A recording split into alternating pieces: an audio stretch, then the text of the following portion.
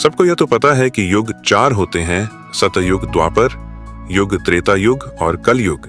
लेकिन यह बहुत ही कम लोगों को पता है कि इन 4 युगों में आपस में क्या समानताएं हैं और क्या असमानताएं हैं। इन सभी लोगों के प्राणियों का रहन सहन, जीवन यापन, मौसम, चक्र की स्थिति, लोगों का व्यवहार, उनका चाल चलन, रूप, रंग आदि सब कैसे हैं, आज हम आपको इस प्रस्तुति में बताएंगे।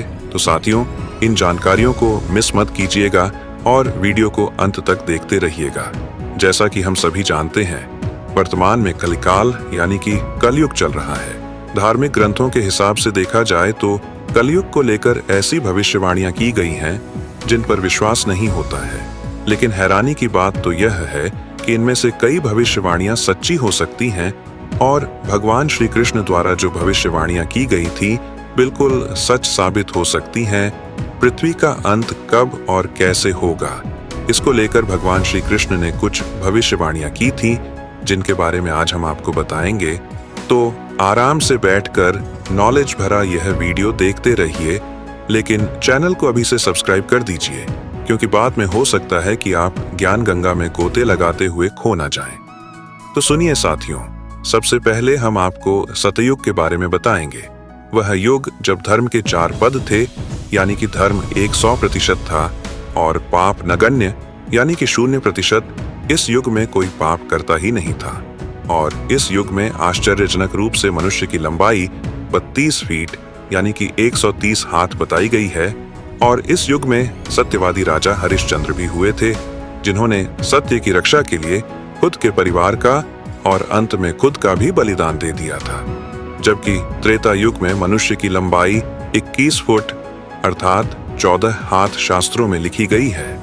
इस युग में पाप की मात्रा 25% होती है और पुण्य की मात्रा 75% होती है।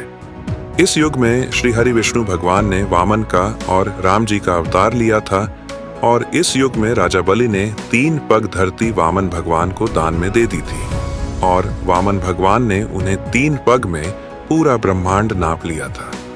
राक्षस राज रावण सीता का अपहरण करने के बाद उसे छू भी नहीं पाए थे। अब द्वापर युग की बात करें तो इस युग में धर्म के केवल 2 पद ही रह गए थे।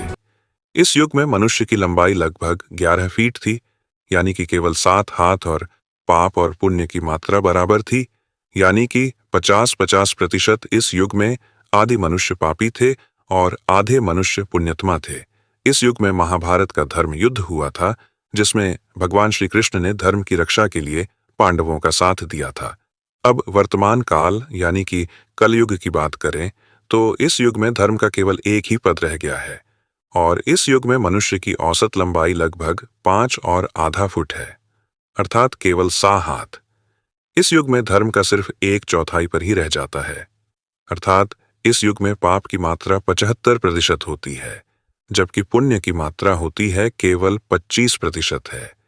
यह कलयुग के बारे में श्री कृष्ण कहते हैं कि कलयुग में यह होगा जिसमें स्त्रियों को केवल अपने केशों पर ही रूपमती होने का गर्व होगा। कलयुग में स्त्रियां गरीब पति को त्याग देंगी और अमीरों के पास चली जाएंगी। उस समय केवल धन पुरुष ही स्त्रियों का स्वामी होगा।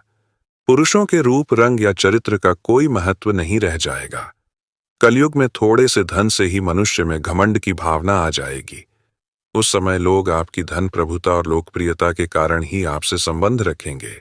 सारा धन घर बनाने में ही समाप्त हो जाएगा, जिससे दान पुण्य के काम नहीं हो सकेंगे और सारी बुद्धि केवल और केवल धन कमाने में ही लगी रहेगी। कलयुग में स्त्रियां अपनी इच्छा के अनुसार भोग विलास का अनुसरण करेंगी और ऐसे लोगों का राज्य होगा जो दोनों ओर से शोषण करेंगे।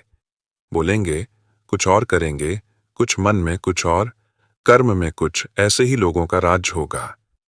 अपनी छोटी बुद्धि को ही शाश्वत समझकर कुछ मूर्ख लोग ईश्वर की ओर धर्म ग्रंथों की प्रामाणिकता मांगने का दुस्साहस करेंगे। उनके पाप जोर मारेंगे और वेदों को छोड़कर संस्कार शून्य हो जाएंगे। तब पूरी पृथ्वी पर केवल और केवल मलेच्छों का ही राज्य होगा। सब के सब राजा आचार विचार में मलेच्छी होंगे।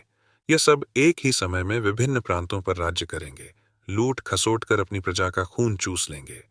जब ऐसा शासन होगा तो देश की प्रजा में भी ऐसा ही स्वभाव व आचरण हो जाएगा। आपस में वे लोग भी एक दूसरे को उत्पीड़ित करते रहेंगे और अंत में सब के सब नष्ट हो जाएंगे।